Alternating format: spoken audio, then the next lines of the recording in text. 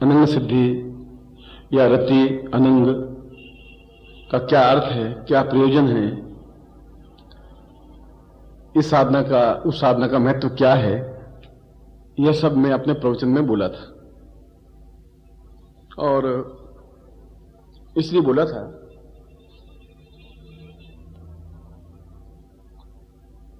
कि आपके मन में संदेह भ्रम नहीं रहे कि ये रति क्या है, अनंग क्या है, सौंदर्य क्या है, अर्थ क्या है।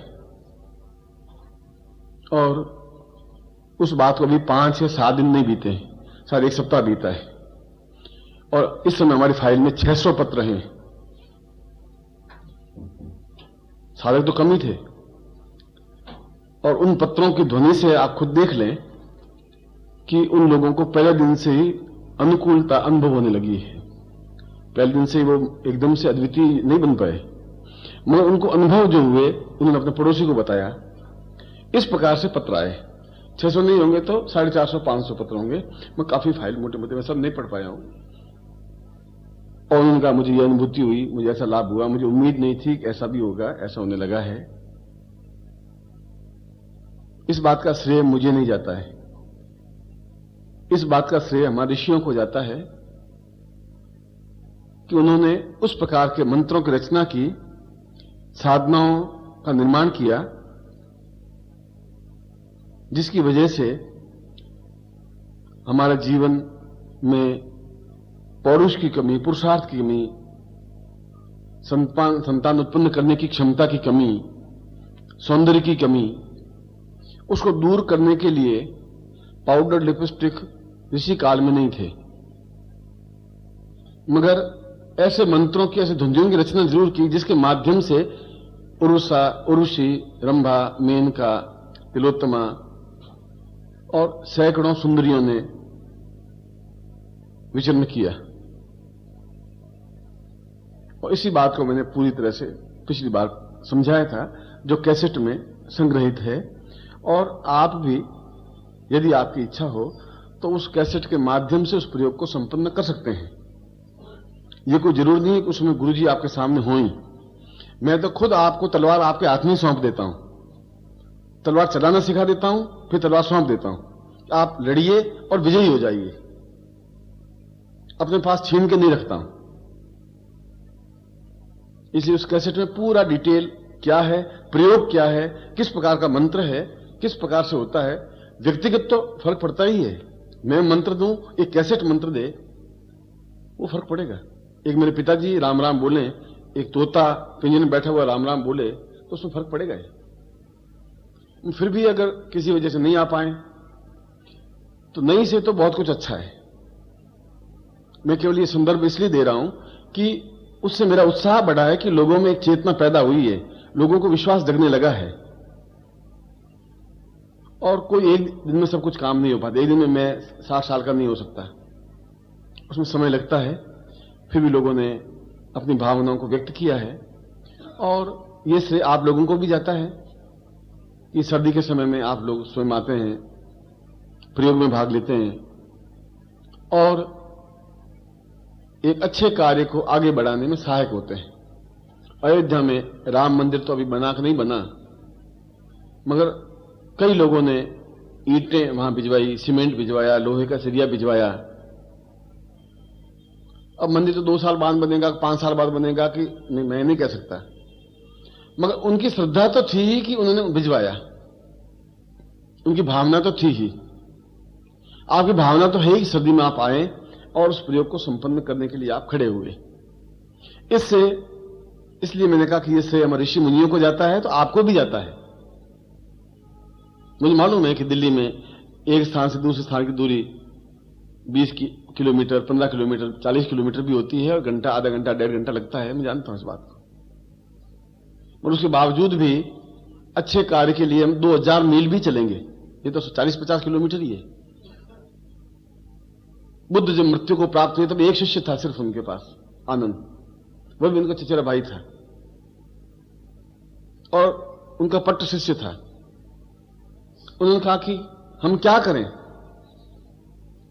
उन्होंने कहा तुम्हें कुछ नहीं करना है, तुम्हें चारों तरफ फैल जाना है, हिमालय को पार कर लेना है और मेरे संदेश को घर घर तक पहुंचा देना है और तुम्हें कुछ नहीं करना है। बुद्ध नहीं घूमे इतने जितने उनके शिष्य घूमे। आज चीन, जापान, तिब्बत और पूरे भारतवर्ष में 16 देशों में बौद्ध धर्म है।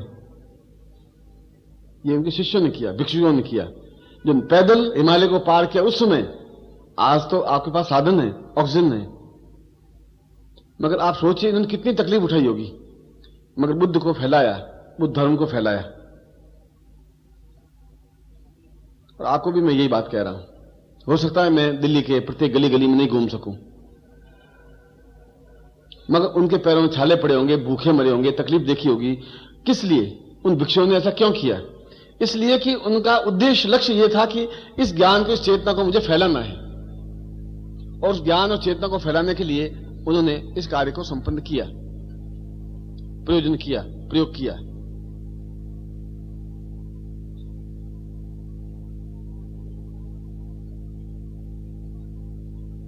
यह कार्य मेरी व्यक्तिगत राय में आपको भी करना चाहिए। आप अपनी गली में, अपने घर में, पड़ोस में नई चेतना प्राप्त होंगे, कोई चिंता की बात नहीं। हम तो उनको एक रास्ता दिखा रहे हैं, नहीं उनके समझ में आएगी, नहीं आएगी, उसके लिए आप दुखी मत होइए। उसके लिए आपको दोषी नहीं है, आपने तो उनको एक रास्ता दिखाया है। नहीं रास्ता दिखेगा उनको, नहीं दिखेगा। भरतन श्लोक में लिखा है कि सूर्योवताम वैदम 200 उलूक सिक्किम। सूर्य तो रोज उगता ही है पूर्व में, और ठीक 8, 9, 10 घंटे बाद पश्चिम अस्त होता है। उल्लू देखता ही नहीं सूर्य को, और उल्लू अगर का एक सूर्य होता ही नहीं, तो सूर्य का क्या दोष है इसमें? यदि आप रास्ता बताएं और वो देखे ही नहीं, देखना ही नहीं चाहें, तो आपका क्या दोष है? मगर फिर भी हम बराबर, कबीर की वाणी में रसरी आवत जान के शिल पर परत निशान, पत्थर के ऊपर भी रस्सी बराबर खींचते रहते हैं, घिसते रहते हैं। कुएं में जब पानी खींचते हैं गांवों में, तो रस्सी से, उस पत्थर से वो खींचते हैं, नीचे पत्थर लगा होता है, और खींचते खींचते पत्थर पर गड्ढा बन जाता है। सूत की रस्सी से पत्थर पे गड्ढा बन जाता है। आदमी के दिल में तुम गड्ढा नहीं बना सकते? बना सकते हैं, यदि आप में चेतना हो तो। जिंदगी भर में अगर एक व्यक्ति को भी सन्मार्ग पे लाए तो भी पुण्य ही प्राप्त होगा, अच्छा कार्य प्राप्त होगा। यहां आने के बाद में अच्छे मार्ग पर ही चलेगा। बस केवल हमारा तो इच्छा, लक्ष्य, उद्देश्य यही है। यदि उनके घर में पत्रिका जाएगी तो पढ़ेगा ही पढ़ेगा, उनका बेटा पढ़ेगा, बाप पढ़ेगा, दादा पढ़ेगा, पड़ोसी पढ़ेगा, कहीं न कहीं कोई दिया जलेगा ही जलेगा। मैं तो वही बुद्ध की बात वापस आपको दोहरा रहा हूं कि हम केवल प्रयत्न कर सकते हैं दिया जलाने के लिए, और अगर हमारे मन में विश्वास है, हमारे मन में संकल्प शक्ति है, दृढ़ता है, तो हमारा कोई वार खाली नहीं जा सकता। हम कभी भी असफल नहीं हो सकते। और जब मैं आपके साथ में हूं तो आप असफल हो ही नहीं सकते। ऐसा मेरा आपको आशीर्वाद है, ऐसा मेरा आपके प्रति चिंतन है, ऐसा मेरा आपके प्रति विचार है। अब मैं ये तो पिछले बार के प्रयोग के बारे में आपको थोड़ा समझाया। महाकाल प्रयोग आज है। काल का मतलब मृत्यु नहीं होता है, और मृत्यु से ज्यादा सुंदर कोई चीज नहीं होती। सबसे श्रेष्ठ सुखदायक मृत्यु होती है यदि हम पूर्ण आयु प्राप्त करके मृत्यु की गोद में जाएं। अकाल मृत्यु नहीं हो, बाप के कंधे पर बेटे की अर्थी नहीं जाए, ऐसा नहीं होना चाहिए। पिता बेटों के कंधों पर जाए और पूर्ण आयु भोगता हुआ जाए, और भौतिक और आध्यात्मिकता में पूर्णता प्राप्त करके जाए। भौतिकता में पूर्ण धन, यश, मान, पद, प्रतिष्ठा, ऐश्वर्य प्राप्त करे। बीच में अंधकार का पक्ष आता है, कभी कभी आर्थिक प्रगति रुक जाती है, मगर यह तो क्षणिक है। भौतिक परीक्षा होती है कि परीक्षा दिनों में इसके पांव कितने लड़खड़ाते हैं, भौतिक देखने की चीज होती है।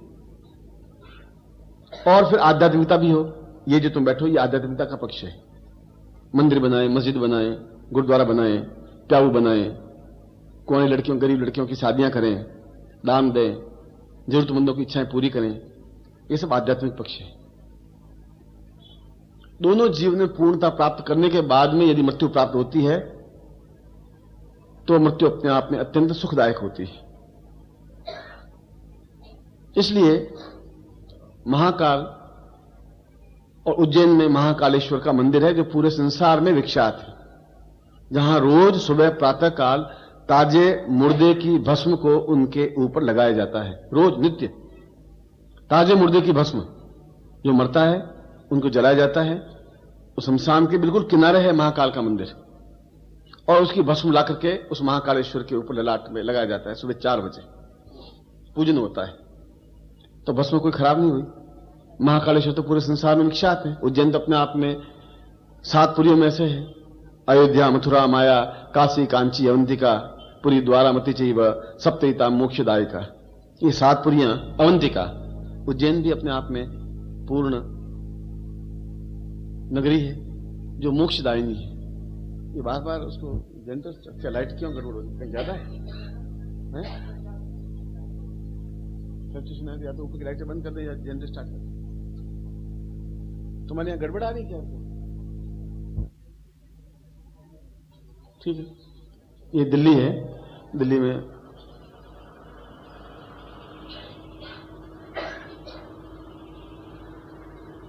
आवाज आएगी, कुछ तो आवाज आएगी।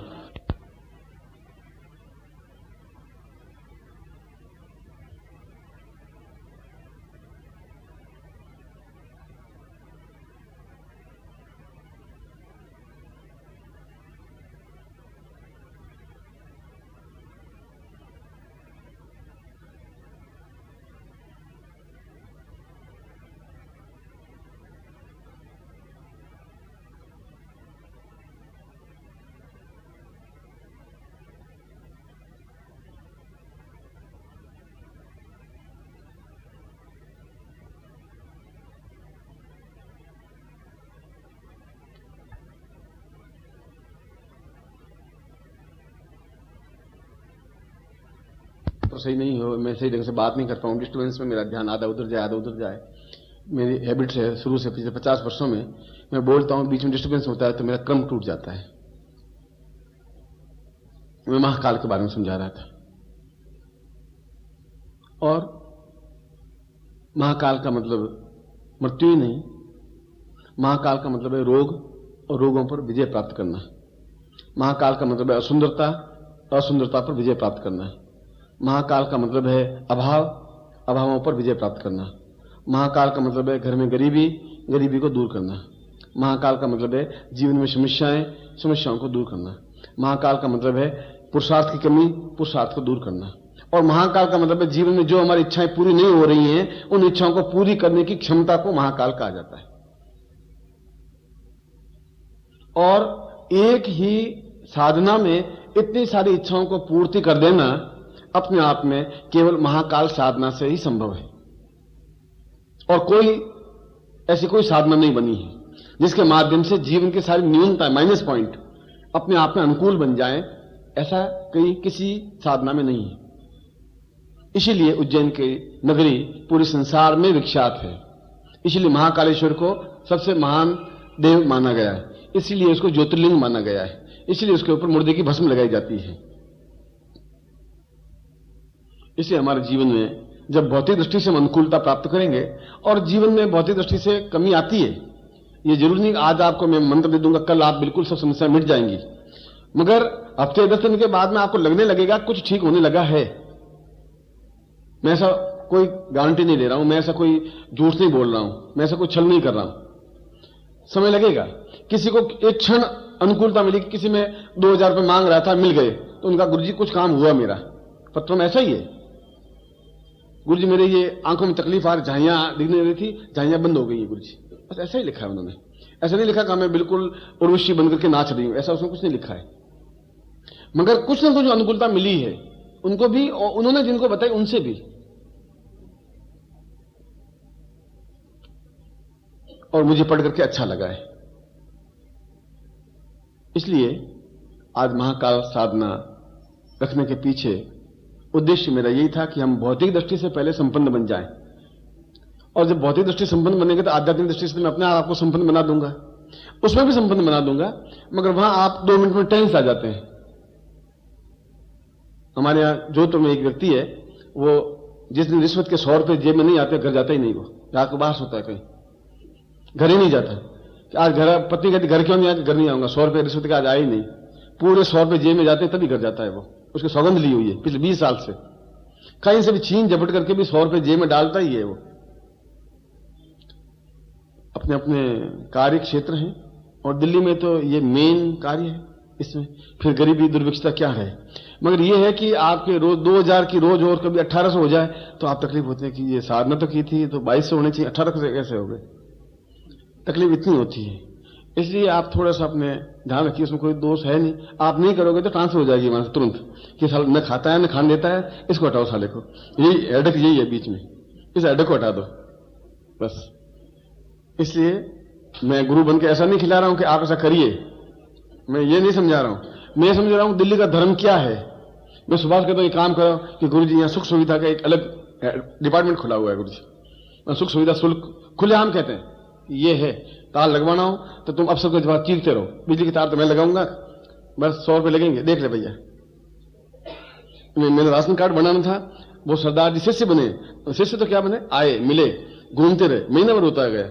मैंने कहा यार महीना भर हो गया बने नहीं, रोज मैंने एक बार गुरु बन के भी टेलीफोन किया, मैंने कहा सरदार जी मेरा राशन कार्ड बना नहीं है, तो बन जाएगा आप चिंता मत करो।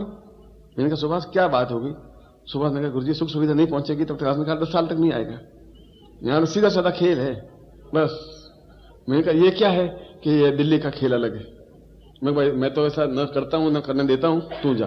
वो घंटे भर में ले आया राशन कार्ड, तो सरदार जी खुद देखे गए हाथों हाथ कि गुरु जी और मिला है कोई सेवा, मैं तुम बहुत आनंद, क्योंकि उसका उनका काम नहीं चलता उनका। तो जिसकी हैबिट पड़ जाए और अच्छी है, इसमें कोई बुराई नहीं है, क्योंकि इंडिया संसार में सबसे अच्छा देश है।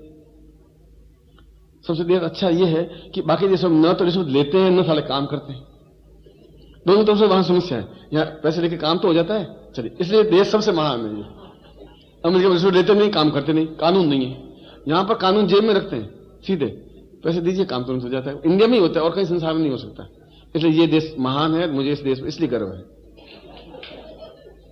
इसलिए हो जाता है, चिंता की बात नहीं। इसलिए ये एक मेरा में ये कोई छीना झपटी नहीं है, ये तो मेरा में इसमें कोई पाप भी नहीं है। हम कोई तोहफा देते ही हैं, आप मुझे गिफ्ट देते ही हैं 2 रुपए चढ़ा, इसका मतलब थोड़ी मुझे कोई रिश्वत दे रहे हैं। 5 भी देते हैं, धोती देते हैं, कुर्ता देते हैं, इसका मतलब ये नहीं कि आप मुझे प्रीच करने के लिए मुझे कुछ देते हैं। ये सुख सुविधा ही नहीं है, ये आपकी भावना है। इसलिए एक जैसा युग है वैसा धर्म होना चाहिए, युग धर्म के अनुसार चलता ही है। इसलिए कभी कभी आप मन में तनाव क्यों आ जाता है कि आज कुछ मिला ही नहीं, आज हफ्ते भर से कुछ नहीं हो रहा है, आज महीने भर से कुछ नहीं हो रहा है, क्यों नहीं हो रहा है, ये नहीं है। वह एकदम झटके से वापस अनुकूलता बने। मैं ये नहीं रिश्वत की बात नहीं कह रहा हूं, प्रोग्रेस हो, प्रमोशन हो, इसलिए विचलित होने की जरूरत नहीं है किसी बात में। कुल मिलाकर के उस जगह आने की जरूरत थी कि आप विचलित नहीं हो, डरता रहे और शुद्धता से ले, किसी को छीना झपटी नहीं करें, किसी को गला नहीं दबाएं, किसी को तकलीफ नहीं दें, ऐसा कोई काम नहीं करें जैसे किसी को नुकसान हो। ऐसा मैं आपको नहीं सिखाऊंगा, मैं ऐसा कोई कार्य नहीं सिखाऊंगा जो एक अन्याय हो, नीति युक्त तो नहीं हो, मैं ऐसा कार्य नहीं सकता हूं। और हनुमान जी को लड्डू चढ़ाते हैं, हनुमान जी खुश होते हैं, हनुमान जी खुश होते नहीं। लड्डू सुबह के लड्डू चढ़ाते हैं, सुबह मन लड्डू चढ़ाते हैं, राम जी के भोग लगाते हैं, तो भोग तो लगाना ही पड़ेगा, उसमें कोई लंबी छोटी बात नहीं है, बहुत एक सामान्य प्रक्रिया है। इसलिए बहुत एक युग धर्म है। फिर भी मेरा अनुभव यह है कि महाकाल के माध्यम से हमारे जीवन की जो कुछ न्यूनता है, जिस दृष्टि से न्यूनता है, अगर 5-10 दिन महीने भर नहीं हो तो उसमें विचलित होने की जरूरत नहीं। बीच में ब्रेक आ सकता है, मगर वो ब्रेक आपके फेवरेबल है, उसके बाद तुरंत बहुत तेजी से गाड़ी स्पीड में चलती है और ब्रेक आएगा भी नहीं, ईश्वर चाहेगा तो। इसलिए महाकाल साधना जीवन की श्रेष्ठ साधना इसलिए कही जाती है। और जीवन के जो भी हमारे कमियां हैं, हमारे जीवन की न्यूनताएं हैं, धन की, यश की, मान की, पद की, प्रतिष्ठा की, प्रमोशन की, घर में लड़ाई झगड़ा हो रहा है, संतान की, लड़की की शादी नहीं हो रही है, कोई अड़चन आ रही है, कोई फाइनेंशियली प्रॉब्लम आ रही है, कोई व्यापार की तकलीफ है, समस्याएं तो अनंत हैं जिसका कोई अंत नहीं है। जितनी इच्छाएं हम करते रहेंगे उतनी समस्याएं बढ़ती रहेंगी। मकान लूंगा तो फिर बिजली की समस्या है, पानी की समस्या है, ये समस्या है, दूसरी उसकी समस्या है, झोंपड़ी में समस्याएं कम है। अगर मकान होगा तो हाउस टैक्स वगैरह की समस्याएं ज्यादा होंगी, और ज्यादा होगा, व्यापार बढ़ेगा तो और समस्याएं ज्यादा होंगी। जब आप खुद अपनी तृष्णाएं बढ़ाएंगे तो समस्याएं बढ़ेंगी। और तृष्णा बढ़ाना कोई दोष नहीं है। अगर ऐसे ही सब सोच रहे हैं कि नहीं तृष्णा बेटा, तृष्णा बढ़ाना नहीं, घर में बैठे रहो, तो फिर ये देश प्रगति नहीं कर पाता। देश प्रगति तब होती है जब आपके मन में एक तृष्णा हो, इच्छा हो, डिजायर हो, कुछ करें और कुछ होना चाहिए हमारी जिंदगी में। हम संपन्न गरीब क्यों रहे? हम क्यों गरीब में जिंदगी गुजारे? किसने सिखाया तुम्हें कि मतलब तुम गरीबी में जिंदगी बसर करो? ऐसा कहां लिखा हुआ? कौन से धर्मशास्त्र में लिखा हुआ है? मुझे एक भी धर्मशास्त्र बता जिसमें ये लिखा हो 11 दिन भूखा रहना चाहिए। एक धर्मशास्त्र बता, एक श्लोक बता दीजिए कोई पंडित। पिछले 5000 वर्षों में किसी धर्मग्रंथ में यह नहीं लिखा है कि एकादशी के व्रत में भूखा रहना चाहिए। लोग भूखे रहते हैं। मैं कहता हूं भगवान ने बहुत कुछ दिया, लड्डू हलवे पड़े, क्यों नहीं खाते? क्यों नहीं खाए हम? क्यों भूखे रहे? कोई शास्त्र में लिखा हुआ है? लिखा हुआ मेरे सामने लाइए। भूखे इसलिए हम रहते हैं कि एक हमारे ऋषि मुनि ने कहा है कि साथ में खाना अच्छा है, एक दिन नहीं खाए तो पेट बिल्कुल ठीक हो जाता है और अपने आप में कोई किसी प्रकार तकलीफ नहीं हो, एक डाइटिंग हो जाए, तो उसको धर्म से जोड़ दिया है। बस इतनी सी बात है। पूर्णिमा का व्रत रख दिया है, एकादशी का व्रत रख दिया है। और पतिव्रता स्त्री का मतलब यह है कि पतिव्रता स्त्री का मतलब है कि पत्नी अपने पति को व्रत कराती रहे। पत्नी व्रता, बस पूनम का व्रत कर, अब एकादशी का व्रत कर, अब तू ये कर, अब तू एकादशी कर, तीज का व्रत, वो पतिव्रता है। पति को जो व्रत कराती, जबरदस्ती कराती रहे, रोटी बनाऊंगी नहीं, तुम एकादशी व्रत कर, वो सही है, तुम पतिव्रता है। इसलिए पतिव्रता अपने आप में होना जरूरी है, धर्म है, उसका कार्य है। बस व्रत कराती रहे, खिलावे ही नहीं। मैं खा रही हूं सिंगोड़े का आटा, तुम भी खा सिंगोड़े का आटा। अरे भाई घर में हलवा पूड़ी सब कुछ नहीं। पतिव्रता कैसे कहलाऊंगी? पत्नी कहती है आज पूर्णिमा का व्रत है। मैं कहा भाई मुझे घर में सब कुछ है कि नहीं, तुम्हें व्रत करना ही पड़ेगा। तुम व्रत करोगे, रोटी एक टाइम बनेगी आज। अच्छा भाई एक टाइम बनेगी, चलो, क्योंकि वो पत्नी व्रत है, वो पतिव्रता है तो है, वो जो करवाती है व्रत में करता रहता हूं। और क्या करूं? बाहर जाकर भले कुछ भी खा लूं, वो एक अलग बात है। मैं तो बाहर कहां ढूंढेगी मुझे? घर में तो पूरा वो पत्नी व्रता है तो मैं भी पत्नी व्रता पूरा हूं, करता रहता हूं। हालांकि बाहर में फल वल खाता हूं, नहीं खाता हूं, ऐसा है तो और बता देता हूं, होटल में खाता नहीं हूं, मगर पत्नी व्रता का अर्थ समझा रहा हूं तुम्हें। वो भी अपनी जगह सही है, ऋषि मुनि भी अपनी जगह सही है, क्रियाकलाप भी अपने आप में सही है, चिंतन भी अपने आप में सही है। मैं कुल महाकाल के ऊपर आ रहा था। महाकाल का मतलब है कि हमारे जीवन जितनी तृष्णाएं बढ़ेंगी, तृष्णाओं को थोड़ा कम करें हम। पहली बात तो ये उससे अपने आप को एडजस्ट कर लें। तृष्णा कम तब होगी जब हम त्याग करेंगे। जो त्याग भावना आएगी तृष्णाएं कम होंगी, तृष्णाएं कम होंगी समस्याएं कम होंगी, समस्याएं कम होगी संतोष ज्यादा होगा, संतोष ज्यादा होगा सुखी ज्यादा होंगे। एक लड़का होगा तो तकलीफ तो कम होगी, तनाव कम होगा। 2 होंगे तनाव और बढ़ेगा, 4 होंगे तनाव और बढ़ेगा। तो जितनी आप तृष्णाएं ज्यादा करते रहेंगे उतनी समस्याएं बढ़ती रहेंगी। वो तो आपकी ड्यूटी है, आप कितनी समस्याएं बढ़ाते हैं। अब समस्याएं बढ़ाएंगे तो भी गुरु आपके साथ में, मगर आपके जीवन की सारी इच्छाएं पूरी होनी चाहिए, ये आवश्यक है। और जीवन में हर कार्य आपका पूर्ण तरीके से होना चाहिए, इसके लिए मैं आपके साथ में हूं। जो भी सही कार्य हो, किसी गलत कार्य में आपका भागी नहीं बन सकता। तो महाकाल का तात्पर्य यह है कि हम अपने जीवन में सारी भौतिक और आध्यात्मिक दोनों दृष्टियों से दोनों प्रकार की समस्याओं को दूर करें। और दूर करने के लिए ही ऋषियों ने इस प्रकार के मंत्रों की, इस प्रकार के साधनाओं की रचना की। उन्होंने अनुभव प्राप्त किया। उनके जीवन में भी कमियां थी, उनके जीवन में भी तनाव था। कोई जरूरी नहीं हमारे ऋषियों को तनाव था ही नहीं, उनके जीवन में लड़ाई झगड़े थे, मगर उन्होंने उन मंत्रों के माध्यम से उन समस्याओं का समाधान किया। वशिष्ठ के दोनों पत्नियां थी, मैत्री और कात्यायनी, दोनों लड़ती रहती थी। उसके बाद भी उन्होंने मंत्रों के माध्यम से दोनों को अनुकूल बनाया। दशरथ के भी 3 पत्नियां थी। यूं तो कम से कम उनके पत्नियां 3 पत्नियां नहीं थी, उनकी पत्नियां थी 800। 3 तो पटरानियां थी और तीनों लड़ती रहती थी आपस में, कैकेयी और सुमित्रा, और उनको भी अपना आप एडजस्ट करते ही थे। वो तृष्णाएं बढ़ी, समस्याएं बढ़ी, डिफिकल्टीज बढ़ी, और उनके लिए वशिष्ठ कोई मंत्र, कोई रचना, कोई ज्ञान, कोई चेतना दी दशरथ नहीं कर पाए। वो एक अलग बात है, वो नहीं की तो समस्याएं बढ़ी। इसलिए उन ऋषियों ने उनके समाधान के लिए, उनके पास और कोई साधन नहीं था, मंत्रों के माध्यम से उन्होंने प्रयोग किया, टेस्टिंग किया। 1 बार, 2 बार, 4 बार, 6 बार शिष्यों को करवाया और उसके बाद निश्चय कर लिया कि इसके माध्यम से समस्याओं का समाधान हो सकता है। और वो धारा बहती बहती यहां तक आई जहां मैं आपके पास खड़ा हूं। मैंने हिमालय में घूमा है और हिमालय में 18 साल 20 साल बिताए हैं। मुझे भी फ्रॉड गुरु और साधु बहुत मिले, या यूं कहूं 90% फ्रॉड मिले मुझे। मैं इनके 2 महीने तक लंगोट धोई है, उनकी मालिश की है तेल की, उनके चरणों की सेवा की है, उनके झोंपड़े की दीपा पोती की है, और 2 महीने बाद पड़ा कि फ्रॉड, इसमें कुछ है ही नहीं। देखिए बड़े सन मुसन बिल्कुल भगवान कपड़े पहने हुए, बच्चा हम तुम्हें सिखा देंगे, उन्हें भाई सीख लेंगे कहीं। 2 महीने बाद फिर उसको छोड़े, दूसरी जगह गए, पैरों में छाले पड़े। 18 साल बहुत बड़ी बात होती जवानी की, मगर उसमें 10% अच्छे भी मिले। तो वो धारा वहां से बहती हुई यहां आई, फिर टेस्ट किया, उन्होंने मंत्र दिया, उसको मान नहीं लिया, उसको अपने जीवन में भी टेस्ट किया, अपने शिष्यों के जीवन में भी टेस्ट करवाया, कन्फर्म हुआ तो मैं आपको कहता हूं। अब जब मैं आपको ज्ञान देता हूं तो छाती ठोक के कहता हूं कि इससे काम होगा। अब मैं ये कहता हूं, कबीर कहते हैं, लोग कहत पोथिन की देखी, मैं कहता आंखन की देखी। लोग पोथ में पढ़ करके मंत्र बता देते हैं, अनुभव नहीं उनको। मैं आंखन की देखी, मैं पहले टेस्ट करता हूं, कंफर्म करता हूं, उसके बाद में बताता हूं। कबीरदास ये कह रहे हैं, मैं भी उसी वाणी को कह रहा हूं कि ये जो साधना कर दूं महाकाल की, पहले मैंने सिद्ध की है, शिष्यों को सिद्ध करवाई है, उनके देखा कि क्या इफेक्ट पड़ता है। जब इफेक्ट पड़ता है तो मैं शिष्यों को दमखम के साथ कह सकता हूं 10,000 शिष्यों के सामने भी, आप साधना करिए, आपको सफलता मिलेगी। यदि आप करें तो, आप करें ही नहीं तो सफलता नहीं मिल सकती। अभी आप में श्रद्धा है ही नहीं। मैं पिछले प्रवचन में भी यही बात कही थी, केवल एक ही चीज होती है कि आपके मेरे प्राणों से जुड़ना क्रिया होनी चाहिए, आपके मेरे शरीर से जुड़ने क्रिया की जरूरत नहीं है। आपके मेरे प्राण धड़कने, एक धड़कन हो दोनों की, मैं आपके लिए बिछने को तैयार हूं प्रत्येक क्षण, बशर्ते कि आप मेरा कहना माने, आप एक बार टेस्ट करें। नहीं सफलता मिले तो आप मुझे छोड़ दीजिए, गुरु मत मानिए जिंदगी भर, मैं आलोचना करिए, मेरे सामने गालियां बोलिए, मैं सुनने को बाद में तैयार हूं, मगर आप टेस्ट तो करें। टेस्ट किए बिना तो मैं कैसे आप कंफर्म कर पाएंगे। इसलिए महाकाल साधना को मैंने टेस्ट किया है, और कम से कम 500 लोगों को, 500 शिष्यों को, गृहस्थ शिष्यों को, संन्यासी शिष्यों को संपन्न करवाए हैं ये प्रयोग। और प्रयोग संपन्न करवाने के बाद उनके जीवन की समस्याओं के 90% समस्याएं सॉल्व हुई हैं। 10% नहीं हुई हैं तो उनकी कमियों की वजह से नहीं हुई है। किसने मंत्र जाप नहीं किया, किसने आधा मंत्र जाप किया, जैसे अभी मैंने प्रयोग में कहा तुमने क्या दिन मंत्र जाप करना है, वो क्या दिन करी नहीं, 20 दिन करके छोड़ दे, हुआ ही कुछ नहीं। अब होगा कुछ नहीं, काम पूरा करेगा तब होगा भैया। रोटी 5 मिनट बाद सीखेगी, तुम जो डाली रोटी नहीं जोता तो कच्ची रहेगी।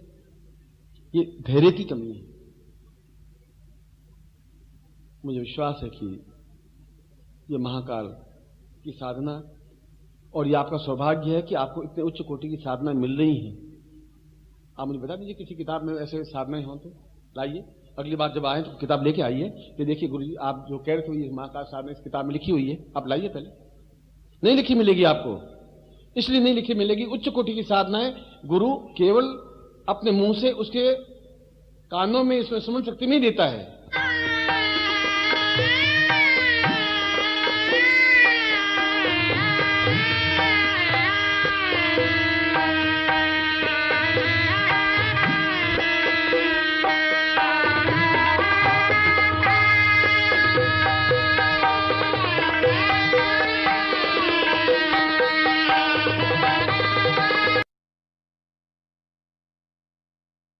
गुरुमुख से ही मंत्र मिलता है।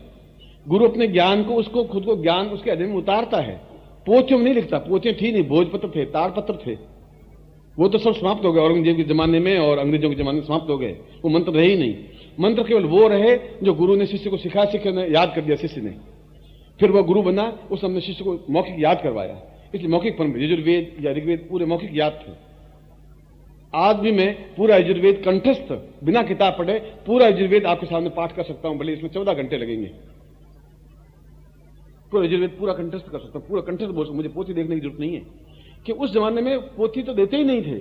तो मैं ये सब याद करना है आज दिन भर में 8 पेज, उसका अगला मंत्र बाद में कल दूंगा। ये 8 पेज आज याद करने हैं, फिर शाम को रोटी मिलेगी तुम्हें। वे साधना जिंदा रही, इसलिए वो ज्ञान जिंदा रहा। पोथियों में ज्ञान वो नहीं है जो मैं बोल रहा हूं आपको। और हो तो आप लाइए, पन्ना लाइए, मंत्र मौजूदी, मंत्र महाराणा, कई ग्रंथ हैं। आप बाजार जाइए, कल चावड़ी बाजार जाइए, ग्रंथ लाइए, बता दीजिए कि ये कैसे, ये मंत्र आप देख लीजिए गुरु जी ये है, बताइए आप। इसका मतलब ये नहीं कि मैं महान हूं, मैं ये कह रहा हूं कि जो ज्ञान है वो आपके तक पहुंचे। गुरु ने मुझे तो पहुंचाया, मैं आप तक पहुंचा रहा हूं। वो मेरे गुरु थे, मैं आपका गुरु हूं, मैं भी आपको दे रहा हूं। और विज्ञान के उपकरण हैं, उसमें संग्रहित कर रहा हूं। आपको मौखिक स्मरण शक्ति कमजोर है तो उसके माध्यम से आपके पास ज्ञान रहे, आपके आने वाली पीढ़ी तक जिंदा रहे वो चीज। ये बहुत चीज, मामूली चीज नहीं है। बार बार इस बात को दोहराता हूं, बार बार इस बात को कहता हूं। दर्द है केवल इतना ही दर्द है कि ज्ञान मेरे साथ खत्म नहीं हो जाए। जो कुछ बड़ी मुश्किल से प्राप्त किया है वो जिंदा रहे, और आप सब लोग उसके लिए प्रयत्नशील हैं, इसलिए आप आए हैं। ये आप लोगों की श्रेष्ठता है कि आप यहां आए हैं सर्दी में। ये मेरा सौभाग्य है कि मैं आपको ऐसा ज्ञान दे रहा हूं। मैं एक बार फिर आपको हृदय से इस महाकाल का चिंतन समझाते हुए अगली बार शायद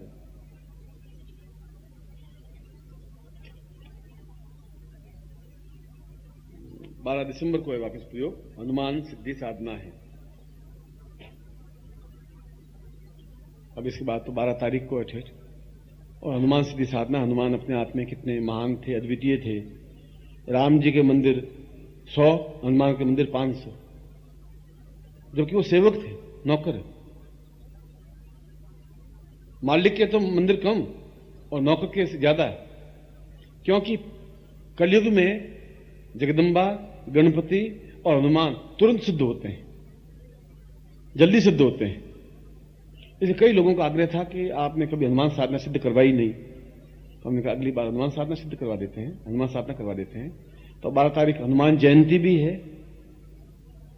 और हनुमान की तरह ही अपने आप में बल, ताकत, साहस, क्षमता, शौर्य, तेज, ओजस्विता, पराक्रमता, पूर्णता, श्रेष्ठता, सफलता और पूर्ण शिष्यत्व। हनुमान जैसा शिष्य मिला नहीं राम को। राम ने आज्ञा दी, हनुमान ने काम पूरा किया। तुम सीता को ढूंढ के लाओ, सीता को ढूंढ के ले आए। लक्ष्मण मूर्छित हुआ, ऋषि पर्वत ले आए। सुषण वैद्य को लाओ, सुषण वैद्य को ले आए। ये समस्या है, ये समस्या दूर हुई। राम के मुंह से निकला, हनुमान ने काम पूरा किया। ऐसा बल, ऐसी ताकत कैसे आई उनके पास? कौन से मंत्र से आई? वह भी अपने आप में एक ऋषि था हनुमान। कोई पूंछ लगाया हुआ, ये तो हमने एक कल्पना कर ली कि बंदर था और एक पूंछ लगी हुई थी। कोई पूंछ लगी हुई कुछ नहीं थी, हमने कल्पना कर ली। रावण के 10 मुंह थे, मैं तो अपनी साधना में उनके 10 मुंह देखे नहीं, और मेरे भी 10 मुंह हैं। एक मुंह ये बैठा, एक मुंह ये बैठा, ये दूसरा मुंह, एक मुंह ये बैठा, तीसरा मुंह। उन 10 दिमागों को लेकर के 10 दिमाग मेरे साथ में, ये 10 मुंह बने। ये 2 हाथ इसके, 2 मेरे, 4, ये 2 इसके, 6, ये 8, ये 20 हाथ में। फिर हमने कल्पना कर दी, चित्रकार ने 20 चित्र बना दिया, 10 मुंह बना दिए, और हमने मान लिया हनुमान जी के, उसके रावण के 10 मुंह थे। पूंछ वूंछ कुछ नहीं थी। वानर अपने आप में जाति थी, ऋषिमुख अपने आप में जाति थी। अब वाल्मीकि रामायण पढ़े तब आपको तुलसी का रामायण से मालूम नहीं पड़ पाएगा बात। तुलसी तो अभी 300 साल पहले पैदा हुए, अकबर के जमाने में, औरंगजेब के जमाने में। संवत 1680 गंग के तीर, श्रावण शुक्ला सप्तमी, तुलसी तत्सरी। तुलसी के समय में संवत 1680 में तो हुआ ये सब। उससे पहले हनुमान की ताकत, क्षमता, बल, शौर्य, ताकत, तेजस्वी आई कहां से? कौन सा मंत्र था उस ऋषि के पास? कौन सा, कहां से दीक्षा ली? उस मंत्र की साधना ऐसी कैसे की? हनुमान जयंती, हनुमान पर्व पर उस साधना को संपन्न करवाने पर ही स्पष्ट हो पाएगा। मैं करवाऊंगा, वह भी आपको करवाऊंगा। ये सारा ज्ञान हमारे पास रहना चाहिए, हम उसका उपयोग करें, आसपास के लोगों को दें नहीं दें वो एक अलग बात है।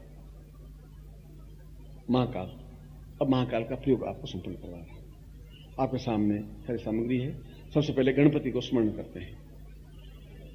श्रीमन महागणाधिपति महालक्ष्मी नारायणाभ्याम उमा महेश्वराभ्याम सचिव पुरंदराभ्याम मातृ पितृ चरण कमलेभ्यो नमः, इष्ट देवताभ्यो नमः, कुल देवताभ्यो नमः, ग्राम देवताभ्यो नमः, स्थान देवताभ्यो नमः, वासुदेवताभ्यो नमः, वाणी हिरण्यगर्भाभ्यां नमः, सचिव सर्वेभ्यो देवेभ्यो नमः, सर्वेभ्यो ब्राह्मणेभ्यो नमो नमः।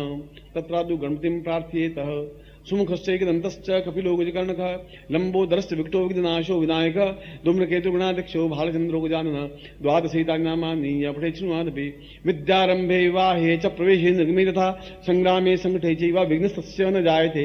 शुक्लाम्बरधरं देवं शशिवर्णं चतुर्भुजं प्रसन्नवदनं ध्याये सर्वविघ्नोपशान्तये। लाभस्ते साञ्जयस्ते साङ्कृतस्ते साङ्पराजय ये सामिन्दीवृष्यामोजस्थोऽपि जनार्दन।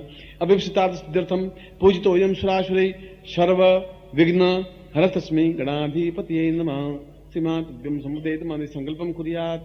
दाहिना हाथ आगे करिए और ऐसी भावना करिए कि हाथ में जल है। संकल्प का मतलब है किसी को साक्षी करना, नोटरी करना, सील लगाना। चाहे जल हो, चाहे गुरु हो, चाहे अग्नि हो, कोई भी किसी को साक्षी करके हम बोल रहे हैं।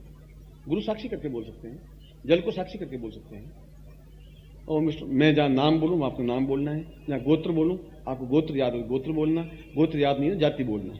ओम भारतवर्षे खंडे जम्बूदीपे शालिवांसा के बौद्धावतारे समसे संपने को समतः 2051 मार्क्सिस मासिक अपराप्रक्षिमासिकाल सकलम मन अभिषित काम न सिद्ध्यर्थम लोके वासे भाईराज द्वारे सर्वत्र यश विजय लाभादि प्राप्तथम सभार्यस्य सपुत्रस्य सबान्धवस्य अखिल कुटुंब सहितस्य सबसो समस्त भय व्याधि जरा पीड़ा मृत्यु परिहार द्वारा आयु आरोग्य था महाकाल सिद्धि प्राप्त्या निमित्तम सपूर्णता सभ्यतुभ्यम संपर्दमता अमुक गोत्रोत्पन्नो हम अपना गोत्र बोलिए अमुक शर्मा हम ताम पूर्ण महाकाल सिद्ध्यर्थम सातव्यम गुरुमुखे न प्राप्त्यर्थम श्रद्धा समर्पण युक्ते न सतव्यम संपर्द देहे। ये आपके मेरे बीच में एग्रीमेंट हुआ कि आप श्रद्धा विश्वास समर्पण के साथ मंत्र करेंगे तो मैं आपको सफलता जरूर दूंगा।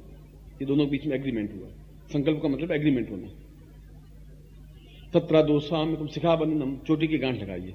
मानस्तो कितने मान आवेखी मानो गोखु मानो अश्वेख मानो वीराम में स्वस्तेन तिलकम कृत्वा, कुमकुम पड़ा है कुमकुम लेकर के अपने तिलक करिए ललाट पर। नमो सुदंताय सहस्रमूर्ते सहस्रपादाक्षरवाहवे सहस्र नाम ने पुरुषाय शाश्वते सहस्र कोटि धारणे नमः। यज्ञोपवीतम धारयामि नमः। यज्ञोपवीत खोल के ऊंचा उठाइए। बल बुद्धि साहस तेजस्विता प्राप्ता निमित्तम यज्ञोपवीतमिति परमेश्वर श्री लिंगोक्ता देवता यज्ञोपधारण विनियोग यज्ञोपवीतम परमं पवित्रम प्रजापतिरिया सहजम पुरस्तात् आयुषम ग्रम प्रतिमुंज शुभ्रम यज्ञोपवीतम बलमत्रेज यज्ञताम तेनोपदहियामि। इसको डबल करके गले में आप पहन लीजिए। पुराना यज्ञोपवीत बाद में खोल देना, कोई जरूर नहीं अभी कभी खोलना, कोई ऐसा जरूर नहीं है। आप घर जाकर के भी खोल सकते हैं, कुर्ता खोलने की जरूरत नहीं है आपको, ऐसा कोई बात नहीं है। पुराना युद्ध पहना हुआ हो तो आप सुबह कल खोल देना। एक युद्ध पहना हुआ होना चाहिए। ये विदम पनहियामी तत्रादो यंत्र पूजिए। तो पहले माला हाथ में लीजिए, प्लास्टिक खोल दीजिए, माला निकालिए।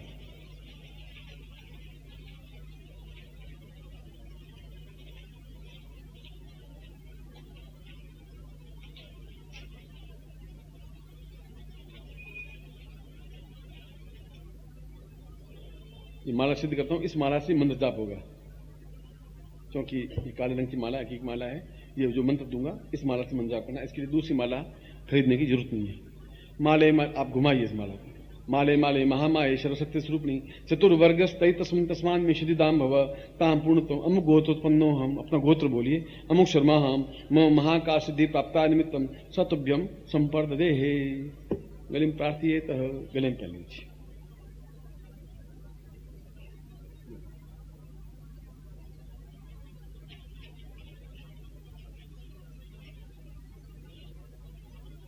ये यंत्र आप लीजिए।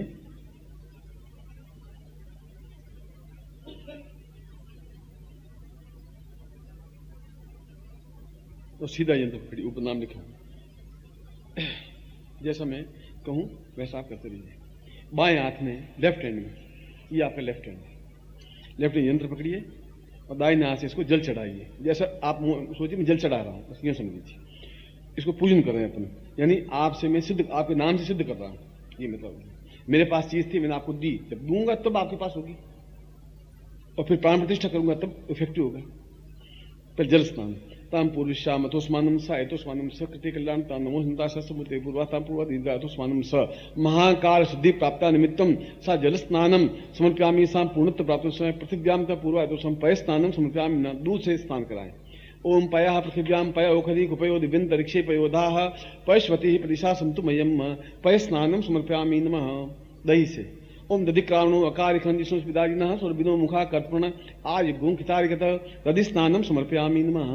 घी से ओम घृतम मिमिक्षे घृतमशयो निगृते सितो घृतम रसिदाम अनुक्वदमा वहमा दश स्वाहा घृतम वृखव्यव्यम घृत स्नानम समर्पयामि नमः। शहद से ओम मधुवाता ऋतायते मधुक्षरंति सिंधव माधवीन संतवो खदि मधु नक्ता मूतो खसो मधु मत पार्थिव गौम राजा मधुद्यो रत्न पिता मधु मामनो वंशपति मर्म धुमा अथ सूर्य माधवीर गाव भवंतना मधु स्नानम समर्पयामि नमः।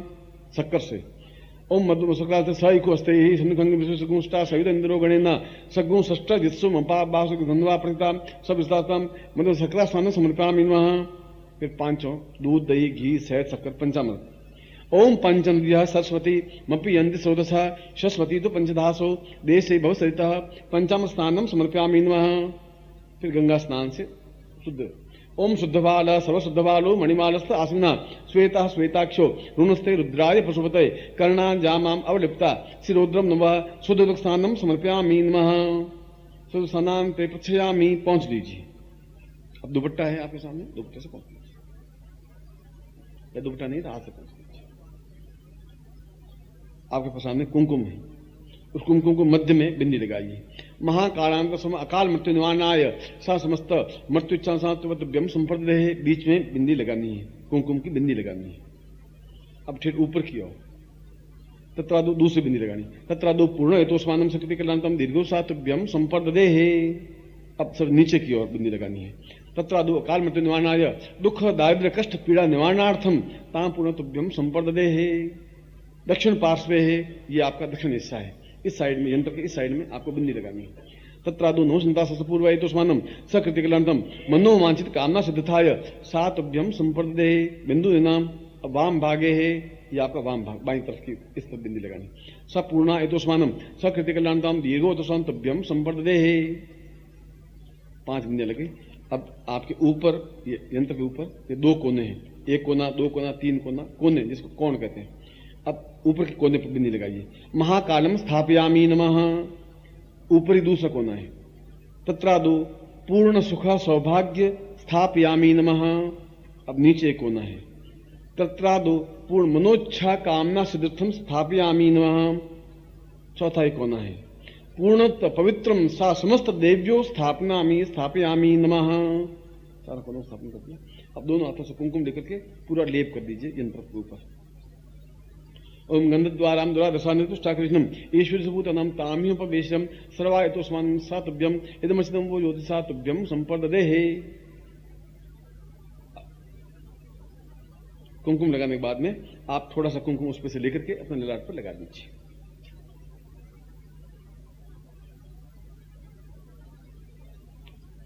ठीक है। अब इसके ऊपर चावल चढ़ाइए।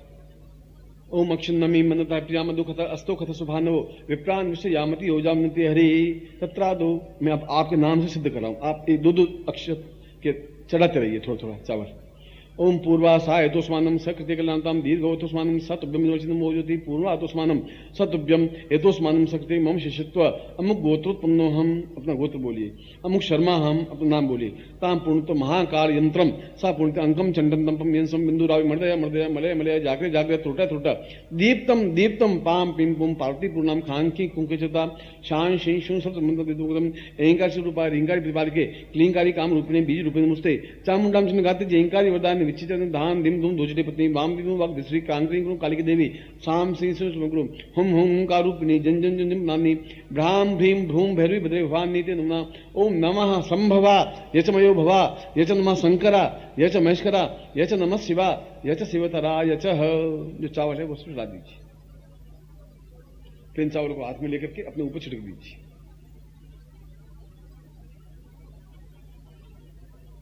अब इस यंत्र को पकड़ के आप खड़े हो जाइए।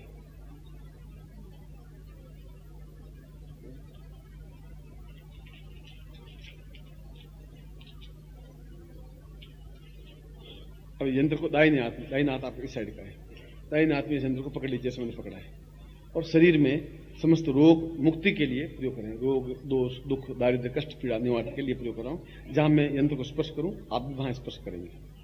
ओम पूर्वो सा चैतन्यम परिपूर्णातोस्मानम शक्ति कल्याणतम दीर्घोतोस्मानम लाटे सा लाट दोषम निवात पूर्वायतोस्मानम शक्ति कल्याणतम पूर्ण से नेत्र दोगम निवात नेत्र सा पूर्वायतोस्मानम शक्ति कल्याणतम दीर्घोतोस्मान नासिकायाम पूर्व पुण्यताम पूर्वायतोस्मानम नासिका पूर्वति कर्णो सा पूर्वायतोस्मानम कर्ण यो में सा कर्ण दोष निवारणार्थम मुखे मुख दोष निवारणार्थम एतोस्मानम शक्ति कृतम कंठो कंठ ग्रीवायाम वाग्देवता पूर्वसायतोस्मानम निवारणार्थम तत्रादो वक्षस्थलो एतोस्मानम सा पूर्णो एतोस्मानम संप्रदे तत्रादो हृदय खड्डा सा है पूर्वायतोस्मानम चिंती कल्याणतम दीर्घो एतोस्मानम सतुभ्यम संप्रदे उदरो पेट नमस्ता पूर्वासा पूर्णादि पूर्वश्याम उदर रोगम निवारतम दुख दाद कष्ट पीड़ा निवारतम सा नाभो स ब्रह्म जिज्ञानम प्रथम पुरस्ताद ऋषि मदस सुरुचो ये नाम सब उपमा सृष्टा सहत सजो नियम सहत सव तत्वादु जंगे लिंगाभ्याम पद्मो धर्मासम ऋषि राजा इंद्रोपतिशम पूर्वायतोस्मनं पादयो सा पादयो एतस्मनं सत्यकल्याणं दीर्घोस्मनं तद्देव संप्रदय बाहुभ्यो इंद्रम देवी विश्व मृतो नूर्तमानो भवन्ति इंद्रम देवी विश्व मृतो नूर्तमानो एवं यजमानं दिशा मानुषा बंधु प्रश्तो वाम पार्श्वेतस्मनं सत्य पूर्वा एतस्मनं सत्य समस्त शरीरे सा समस्त व्याधि दूरं पाप रोग शोक दुख दारिद्र्य कष्ट पीड़ा निवारणं सा तुभ्यं संप्रदते तत्प्रादु गुटिकां प्रार्थयेतः। अब पास एक गुटिका नीचे रखी होगी, उस गुटिका को यंत्र के ऊपर रखिए और दोनों हाथों में यंत्र को ले लीजिए, गुटिका के ऊपर अंगूठा रख दीजिए, गुटिका गुड़के नहीं, जैसे मैंने पकड़ा है तो गुटिका गुड़ेगी नहीं। ये गुटिका दुख दारिद्र्य कष्ट पीड़ा का प्रतीक है। तो मैं वह मंत्र बोल रहा हूं जो शक्तिपात भी हो, और शक्तिपात का मतलब है अपनी तेजस्विता आपको प्रदान करूं। पहले गुटिका को मैं कर देता हूं, फिर गुटिका नीचे रखूंगा, फिर शक्तिपात करूंगा। तथा दो आप गुटिका के ऊपर नजर रखेंगे बस। ओम दीर्घो तुष्मानुम सकृति कल्याणतम दीर्घो तुष्मानुम सा पूर्वाय तुष्मानुम सकृति कल्याणतम दुख दारिद्र्य कष्ट पीड़ा निवारणार्थम सुख सुख पूर्वाय तुष्मानुम समस्त रोग निवारणार्थम मम पुत्र रोग निवारण पुत्री रोग निवारणम पत्नी रोग निवारण परिवार रोग निवारणम दुख निवारणम दारिद्र्य निवारणम कष्ट पीड़ा निवारणम राजद्वार विजय प्राप्त्यर्थम शत्रु नाशार्थम विजय लाभार्थम सुखार्थम क्षेमार्थम समस्त पाप ये जन्मनि दोष निवारणार्थम पूर्व जन्म का दोष निवारणार्थम पूर्व जन्म का दोष निवारणार्थम ये जन्म का दोष निवारणार्थम सर्व पाप दोष निवारणार्थम मम अन्न दोष निवारणार्थम प्राण दोष निवारणार्थम दुर्भिक्ष दोष निवारणार्थम मम परिवार दोष निवारणार्थम सर्व क्लेश निवारणार्थम सर्व चिंतन निवारणार्थम चिंतन विचिंतन निवारणार्थम सतुभ्यम इदमवचनं वा तुभ्यम संपर्ददेहे। अब गुटिका को इसके यंत्र के नीचे दे दीजिए, तो यंत्र को पकड़ लीजिए, यंत्र को आपके सामने रखिए, तो यंत्र के नीचे गुटिका है। और अब आप मेरे सामने देखेंगे, ये अभी तो गुटिका को देख रहे, अब मेरी आंखों में आप ताकेंगे, मैं शक्तिपात कर रहा हूं। शक्तिपात को कहते हैं कि मेरे अंदर जो तपस्या की शक्ति है वो मैं आप में ट्रांसफर कर रहा हूं आपके नेत्रों के माध्यम से। शक्तिपात ट्रांसफर करने के दो तरीके हैं, हाथ के माध्यम से यानी अंगूठे के माध्यम से एक तरीका, दूसरा नेत्रों से, नेत्रों के माध्यम से। तो आप बिना पलक झपकाए मेरी तरफ देखेंगे, बस आप इतना ही करें। और मैं मंत्र बोलूंगा और पलक झपकाए नहीं, कोशिश ये करें पलक नहीं झपकाए, ये दोनों हाथों में रहेंगे।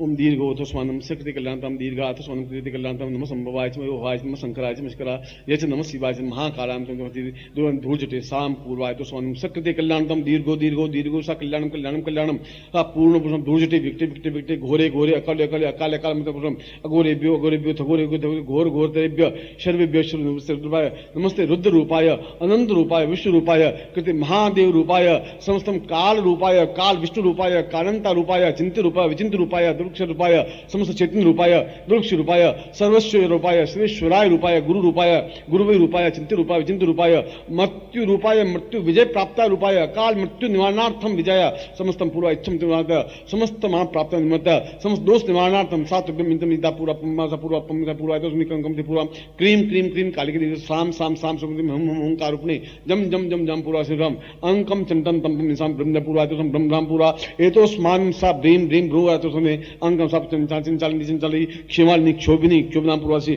दक्ष यज्ञ विध्वंसनी सा पूर्णत्व एतोस्मानम शक्ति कल्याणतम दीर्घो दीर्घो एतोस्मानम शक्ति कल्याण पुरुषाम सत्यब्रह्मवचनं पूजयति पूर्णा सुपदामि सत्यब्रह्मवचनं पूजयतु ब्रह्मवचनं कुते मम समस्त शिष्याणां समस्त दुख दारिद्र्य कष्ट पीड़ा निवारणार्थम सुख सौभाग्य धन धान्य यश प्रतिष्ठा ऐश्वर्य अभिवर्धय ताम पूर्णत्व प्राप्त निमित्तम मनोवांछित कामना सिद्धाय सातुभ्यम समस्त दोष निवारणार्थम पूर्व जन्म का दोष निवारणार्थम ये जन्म का दोष निवारणार्थम अन्न दोष निवारणार्थम दुख दोष निवारणार्थम असत्य वचन दोष निवारणार्थम पूर्ण पवित्रार्थम पूर्ण सिद्धि प्राप्त निमित्तम मनोवांछित कामना सिद्धाय ता मन इच्छा मृत्यु प्राप्ताय सातुभ्यम इदमचंतुभ्यम संपर्ददेहे।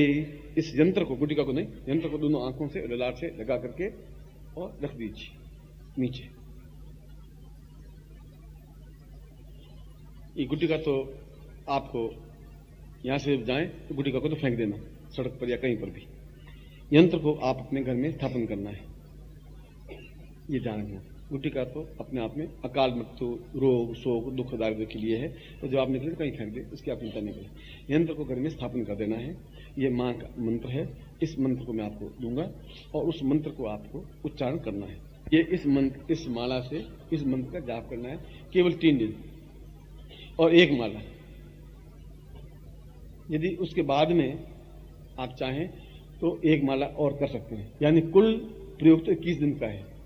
21 दिन तक एक माला रोज होनी चाहिए इसी माला से, और फिर ये माला पहने रहे 21 दिन तक, ये तो प्रयोग है।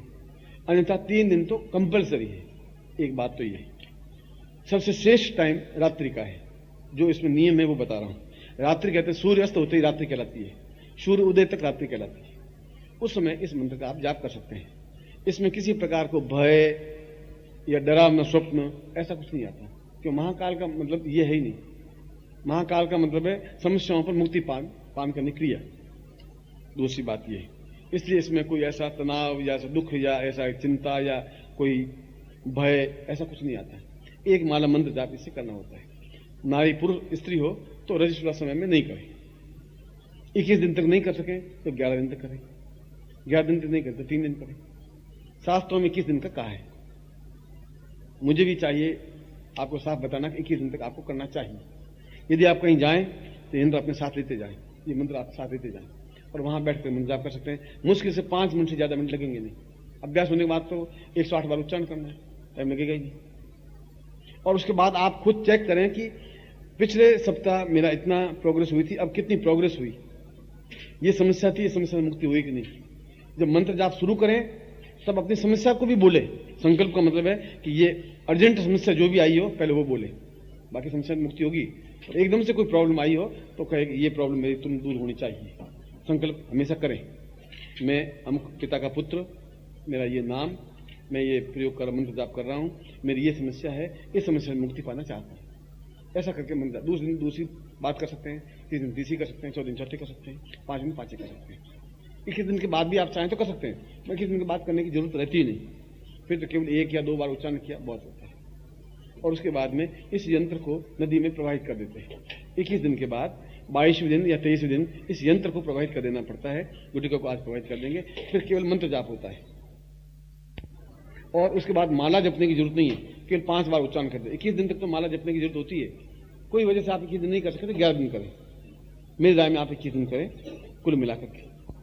अभी मंत्र बोल रहा हूं, आप मेरे साथ बोलेंगे और पहले मैं समझाऊं, आप समझ लो, क्योंकि मंत्र उच्चारण सही होना चाहिए। मंत्र उच्चारण सही नहीं होगा। मैं बोलूंगा, आप बोलना नहीं। मैं बोल रहा हूं ओम हलोम, ये हलोम लिखा हुआ है। दूसरी बार भी हलोम लिखा हुआ है, फिर होम लिखा हुआ है, फिर होम लिखा हुआ है, फिर महाकालाय लिखा हुआ है, फिर फट लिखा हुआ है।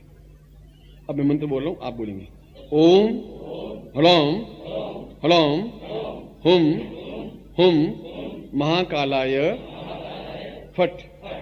काला य लिखा हुआ है, प मत बोल देना।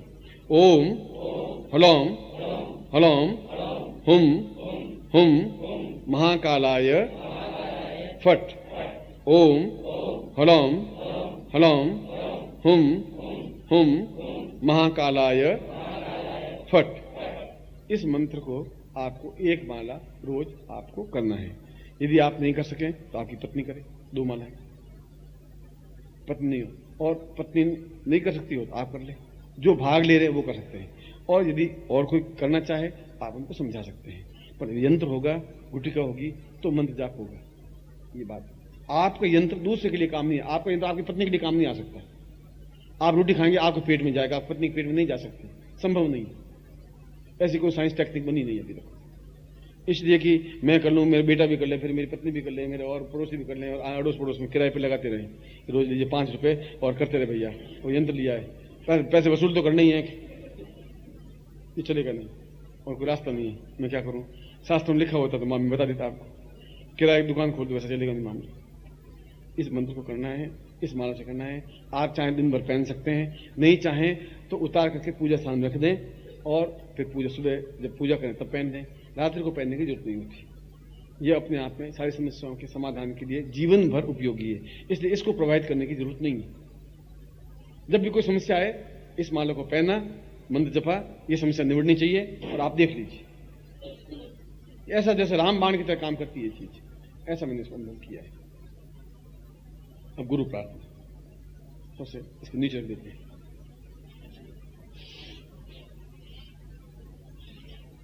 हमेशा गुरु चित्र होना चाहिए आपके पूजा स्थान में, और लेमिनेशन वाला चित्र हो तो उसको स्नान करवा सकते हैं, कुमकुम की बिंदी लगा सकते हैं, पूजा कर सकते हैं, पुष्प चढ़ा सकते हैं। शास्त्रों में लिखा है कोई भी साधना करने के पहले गणपति पूजन होना चाहिए, अंत में गुरु पूजन होना चाहिए। पहले गणपति को स्नान करें, फिर गुरु को पूजन करें।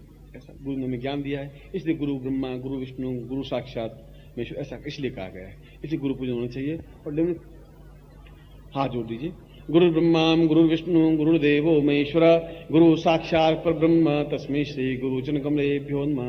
ध्यान मूलम गुरु मूर्तिर पूजा मूलम गुरुपदम मंत्र मूलम गुरु वाक्यम मोक्ष मूलम गुरु कृपा। तत्र गुरुम आवाहयामि स्थापयामि तत्र स्नानं समर्पयामि स्नानान्ते पयस्नानं समर्पयामि पयस्नान्ते दधिस्नानं समर्पयामि दधिस्नानान्ते घटस्नानं समर्पयामि घटस्नानान्ते मधुस्नानं समर्पयामि मधुस्नानान्ते शर्करा स्नानं समर्पयामि शर्करा स्नानान्ते पंचाम स्नानं समर्पयामि पंचम स्नानान्ते सुदुदम गंगे च यमुने चैव गोदावरी सरस्वती नर्मदे सिंधु कावेरी जलेस्मिन् सन्निधि कुरु।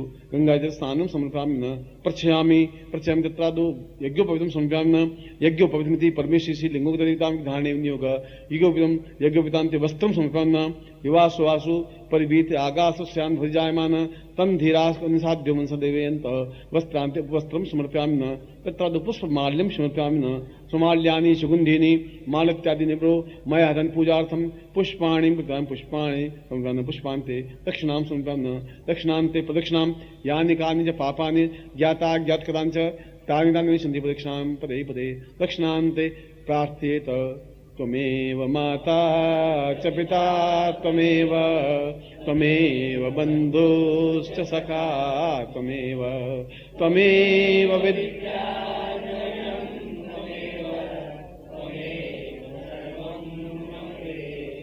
दूसरी बार फिर आपको हृदय से आशीर्वाद देता हूँ, आपकी कल्याण हो, आप सुखी हों, आपकी सारी इच्छाएं पूरी हों, आप सफल हों, आप संपन्न हों, आप श्रेष्ठ हों और योग्य शिष्य बने, ऐसा मैं आपको पूर्ण हृदय से आशीर्वाद देता हूँ, कल्याण कामना करता हूँ।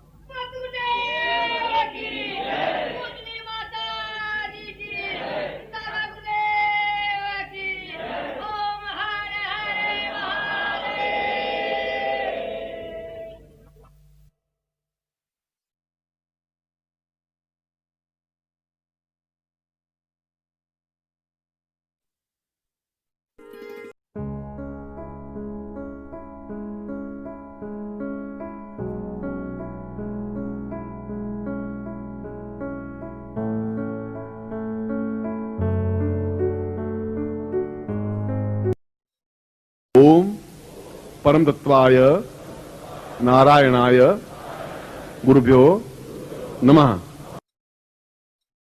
ओम ह्रीं मम प्राण देह रोम प्रतिरोम चैतन्य जाग्रय ह्रीं ओम नमः। ओम भूर्भुवः स्वः तत्सवितुर्वरेण्यं भर्गो देवस्य धीमहि धियो यो नः प्रचोदयात्।